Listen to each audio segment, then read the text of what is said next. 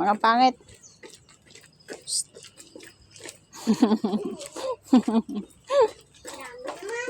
Huwag kayo dyan. Tubig dito.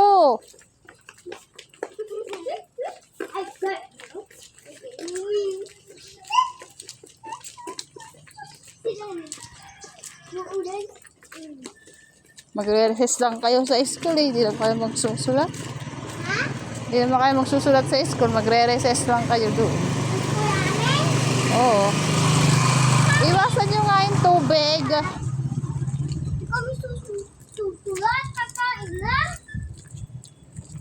Ay, hindi pantay mga hati ng buhok nyo. Ayan, duling. Okay na yan. Okay, hindi yan. Saan yung baka mulan? Madapa.